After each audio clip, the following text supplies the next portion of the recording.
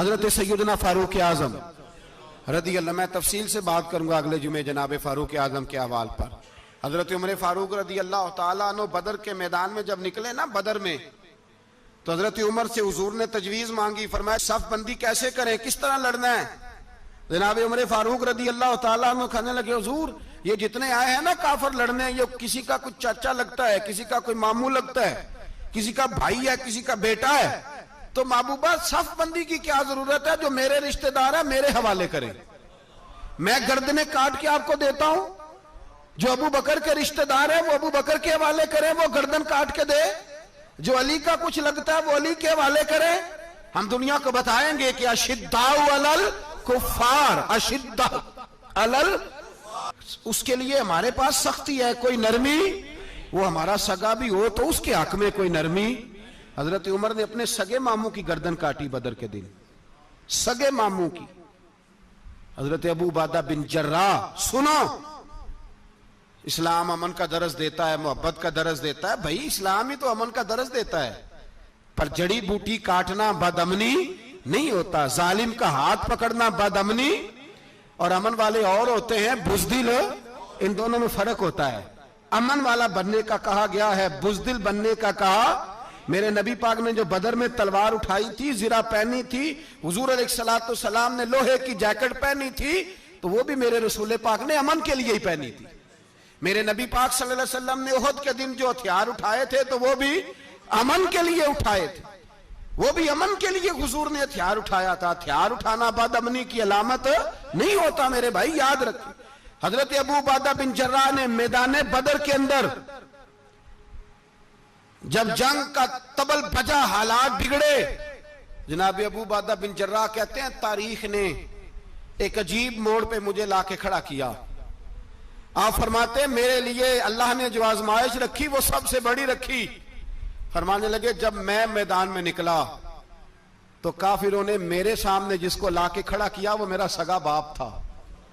और फरमाते हैं अब मुश्किल बन गई, इश्क त्याग दोवी एक बराबर, ते इश्क दा सेक वधेरा, अग ते साड़े कख ते काने, ते इश्क साड़े तन मेरा, ते अग दा दारू मीं ते पानी, कोई दसे है इश्क दा दारू केड़ा, बुल्ले शाह उथे कुछ भी नहीं बचदा जिथे इश्क होरां दा डेरा। फरमाने लगे अब मेरे लिए सामने बाप, इधर बेटा। अब फरमाते हैं दो रास्ते थे, बाप बचाऊं या रसूलुल्लाह का दीन बचाऊं। एक मिनट था फैसला करने के लिए कि अब्बा बचेगा या दीन बचेगा, कुफर बचेगा या इस्लाम बचेगा। फरमाते हैं मैंने मिनट पूरा नहीं सोचा, मैंने तलवार उठाई, बाप की गर्दन काट के गिराई और रसूलुल्लाह का दीन बचा लिया। बाप की गर्दन कट के गिरी और नबी पाक का दीन बच गया, बचा लिया रसूलुल्लाह का दीन। हजरत उमर ने मामू को मारा। हजरत मुसअब इब्न उमैर कहते हैं तारीख मुझे भी लाके खड़ा करती है बदर के मैदान में, तो कुफर का लिबादा ओढ़ के जब सामने आया तो वो मेरा सगा भाई था। सगा भाई, हजारों कौमें वजूद में आई दहर में खुश्क तर के रिश्ते से, पर हमने बुनियादे दोस्ती रखी याद खैरुल बशर के रिश्ते से। सगा भाई कुफर का नुमाइंदा बन के सामने खड़ा हुआ। मुझे इकट्ठे खेलना भी याद था, मुझे एक बर्तन में रोटी खाना भी याद था, एक मां से लोरियां सुनना भी याद था।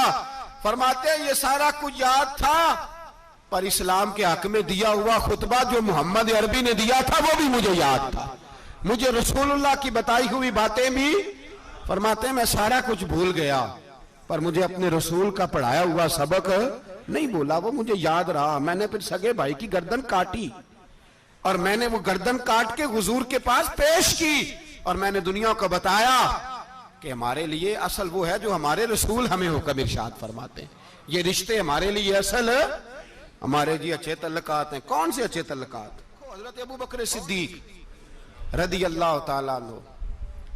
अरब के लोग जब जंग करते थे तो एक हाथ में ढाल पकड़ते थे, एक हाथ में तलवार पकड़ते थे, लोहे की ढाल। जब दुश्मन हमला करता था तो ढाल आगे करते थे, वो कई दफा टकरा के ढाल से तलवार गिर जाती थी। हजरत अबू बकर सिद्दीक मैदान में निकले, बेटा काफिरों की तरफ से लड़ने आया है, सगा बेटा, और मेरे मुस्तफा करीम ने फरमाया औलाद बुज़दिल कर देती है आदमी को, पर जब ईमान पुख्ता हो तो फिर सहाबा ने इस बुजदली की भी परवाह नहीं की। सगा बेटा काफर की जानिब से आया, हजरत अबू बकर सिद्दीक ने तलवार से हमला किया, बेटे ने ढाल आगे की। जब साहबजादे ने ढाल आगे की ना तो हजरत अबू बकर की तलवार लोहे की ढाल से टकराई, तलवार गिर गई। अब हजरत अबू बकर ने हत्ते हो गए, साहबजादे ने उठाई तलवार। कहता जब मैं मारने लगा तो ख्याल आया घर तो मेरा उजड़ेगा ना, बाप तो मेरा ही है ना। साहबजादे कहते हैं मैं अबू बकर सिद्दीक को छोड़ के चला गया। बाद में मुसलमान हो गए, कलमा पढ़ लिया। एक दिन घर में बैठे थे तो बात शुरू हो गई। साहबजादे कहने लगे अब्बा जी वो याद है ना जब मेरी ढाल से आपकी तलवार टकराई थी और तलवार गिर गई थी तो मैंने आपको बाप समझ के छोड़ दिया, मेरा ही घर उजड़ना था बाप समझ के। जनाब सिद्दीक अकबर रदी अल्लाह ताला अन्हो साहिब इब्ने शाम ने लिखा है कि अपनी सुरीन पर 2 दफा हाथ मारा, 2 दफा। कहने लगे बेटे तू उस वक्त काफर था, तूने मुझे छोड़ दिया। मैं जब वापस पलटा था ना उसी दिन उसी लम्हे तो मेरे दिल में ख्याल था कि बेटे ने तो छोड़ दिया है, लेकिन अगर बेटा यूं मेरी तलवार के नीचे आता मैं बेटा समझ के माफ ना करता, कुफर का नुमाइंदा समझ के कत्ल कर देता। इसलिए कि मेरी नजर में अगर कोई अहमियत है तो रसूलुल्लाह के फरमान की अहमियत है। बाप बेटे औलाद की कोई अहमियत है? अशिद्दाउ अलल कुफार, काफर से नफरत ही नहीं होती। यहां तो मौज लग गई है एक आम नौजवान से लेके आम आदमी से वजीर आजम तक की सोच ही है कि रहायश अमेरिका में होनी चाहिए, लंदन में होना चाहिए, बस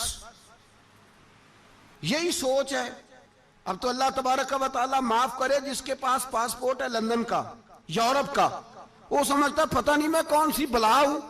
छोड़ो, किस चक्कर में पड़ गए हो, किस तरफ निकल गए हो।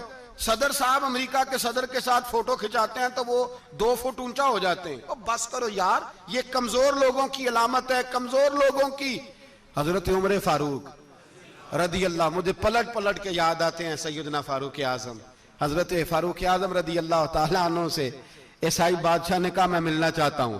आप फरमाने लगे टाइम नहीं, जो तुझे मिलना है वो मदीने के गरीबों को ना मिलूंगा, वो रसूलुल्लाह के नौकरों को नहीं मिलूंगा, तुझे मिल के क्या करना है। मैं उन्हें मिलूंगा जिनके लबों पे रसूलुल्लाह का दुरूद जारी है, जो मुस्तफा से प्यार करते हैं। मुझे तुझसे मिलने की कोई जरूरत है?